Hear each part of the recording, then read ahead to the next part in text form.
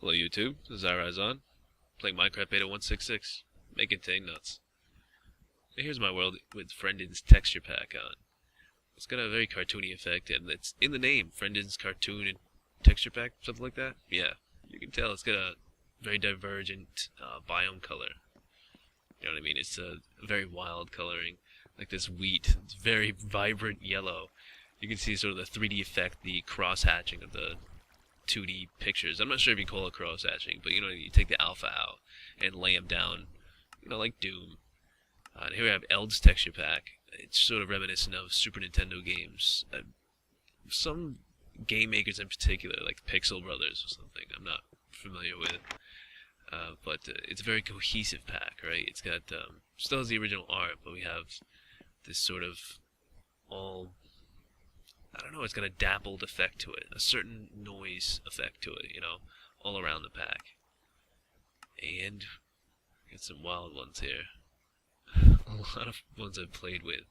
Just looking for ideas and inspirations and just what can, you know, just what people make. The originals look very nice, but sometimes you can make something look wildly different with something like this, like Misa's 64-bit texture pack.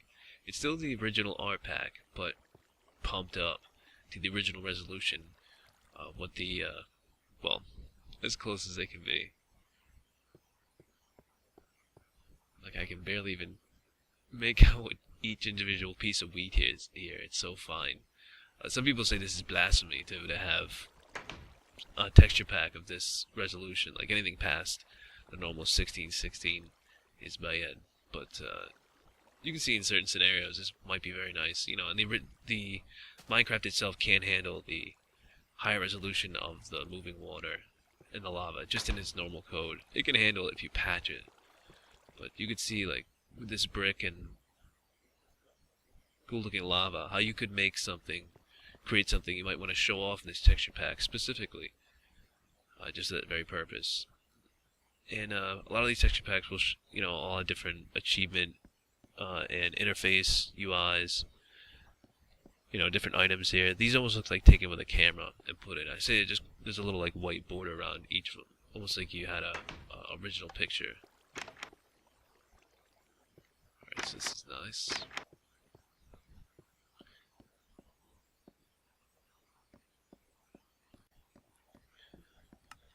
Alright, so now I've got 3 different texture packs, which are sort of a variation on the same theme, but the same person, Iriseon. There's 128 Dungeons of Hyrule. Now this is it's a very dark pack in a lot of ways.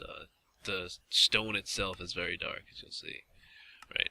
So the glass is sort of frosted, but the first thing we see is these paintings are awesome. Yes. So this is a high resolution pack, but it still has a cartoony feel to it. So I don't know, it's deceivingly, it seems simple. It looks very, very nice. I mean, you may say that, oh, it's 128, wouldn't it already? But I actually think sometimes it's harder to get 128 packs to look as nice as the original texture pack. This is just it's just very different and very cool. Got a GameCube Zelda feel to it. I like that transparency on the door here was sort of a rip across it. It's creative. Same thing with these iron doors. That is very cool. Looks like it came right out of the Wind Waker. But it's hard to see with this such dark stone, right? It's hard to make movies like this. It's hard to even maneuver around down there. So I'm going to show you a different version of it. The Great Seas pack.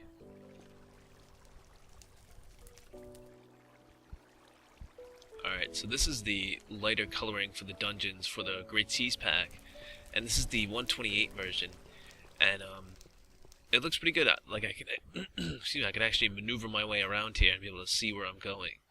Now I'm going to switch it to the 64-bit version of the same pack, and you notice you lose a little bit. Yeah, the lines are less clear, but it's by no means bad at all. This actually looks, it looks alright, and it's not as performance taxing, you know what I mean? Like a lot of the high texture packs, you're just loading so much more into memory, I'm afraid. It's got their own moving lava. The moving lava moving lava and moving water when they're hot, very high resolution can put a lot of strain on your graphics card. And as nice as these look, it's still hard to beat the original Minecraft textures. At 1616, I mean, the cobblestone, I do like. Everyone has always said cobblestone's ugly for building. I actually like Minecraft's cobblestone. It has a 3D look to it, while obviously not being 3D at all. And the stone itself just looks nice. It has a certain aesthetic to it.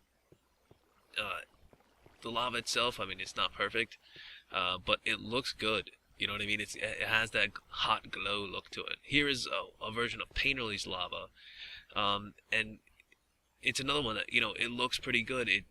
I don't actually think it looks as good as the original Minecraft lava, although Painterly's water is, I do like that, his water effect, which a lot of people are using now, or have used, the sort of the dappled circular water. So Minecraft, I mean, you can spruce it up with a lot of stuff, and I've been pretty negative in a lot of my videos. I'm just a sarcastic person in the first place, so don't take it as anything like I hate Minecraft or something. Minecraft is a beautiful game, and it's got a bright future ahead of it.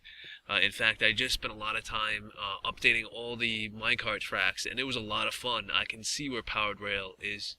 It's a lot of fun to use. It's way better than the original boosters. So I gotta agree with Notch on this one. I don't know. See what happens next. Take care.